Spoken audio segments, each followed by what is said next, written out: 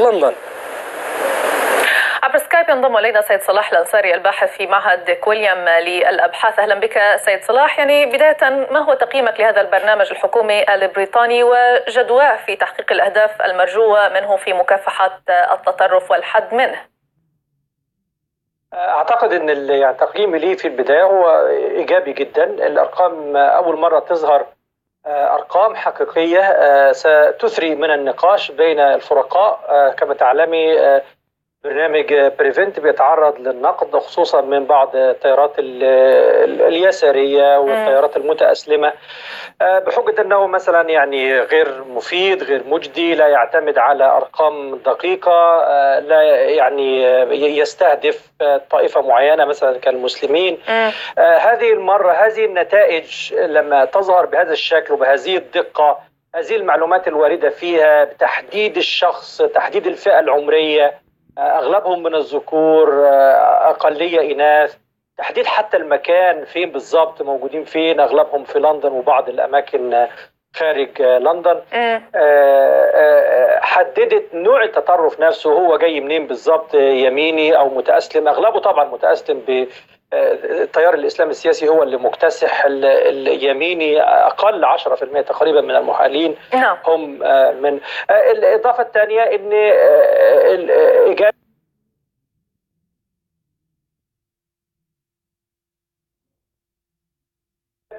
بأنهم يحالوا إلى برنامج تشانل ويستفيدوا من الرعاية اللازمة، تقديم الرعاية الدينية ونزع الأيديولوجيا الدينية. فأنت النهاردة لو عندك 5% استطعت من البداية أن أنت تمنحهم أن هو ينزلق نحو التطرف العنيف، هذا نجاح. ولكن يعني كونك ذكرت مسألة أنه يستهدف هذا البرنامج الحكومي المسلمين، وهنالك انتقادات حقيقة بأنه يستهدف المجتمع المسلم، ما حقيقة هذه الانتقادات وكيف تنظر إليها؟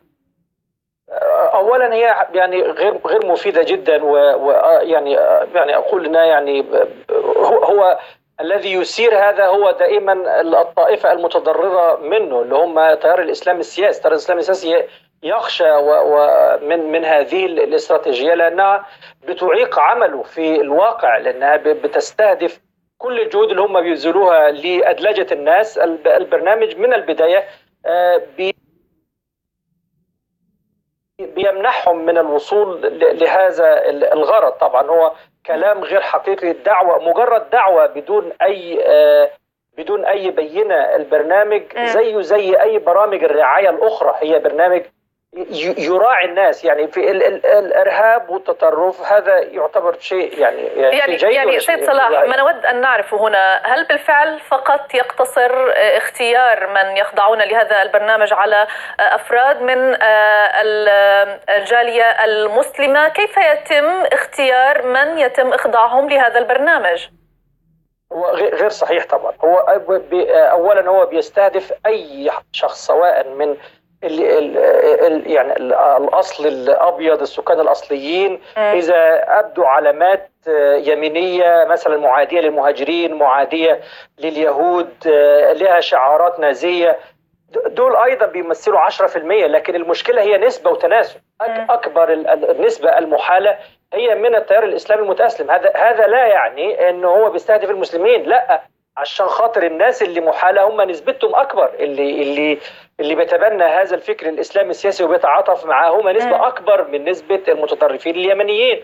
فده لا يعني أنه هو يحال، لا يعني أنه هو يستهدف طائفة معينة أو جالية معينة. هذا كلام غير صحيح على الإطلاق، بدليل أن أغلب المحالين لما أنت يبقى عندك 7631 شخص، اللي أنت انتهيتي منهم 381 هم فقط الذين يستحقون الرعاية. طيب، يعني 12 عاما مر هنا سيد صلاح على انطلاق هذا البرنامج، إلى أي مدى استطاع هذا البرنامج منذ انطلاقه تحقيق ولو جزء من الأهداف المرجوة منه برأيك؟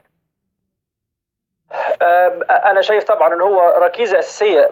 برنامج بريفنت هو أحد الركائز الأساسية المكونة من 4 محاور في برنامج الحكومة لمكافحة الإرهاب. هو بالضبط يعني كما زي ما بنقول هو أنتيبيوتيك، لكن الفاكسين الحقيقي أو اللقاح الحقيقي هو البرنامج ككل، الاستراتيجية ككل لمنع التطرف.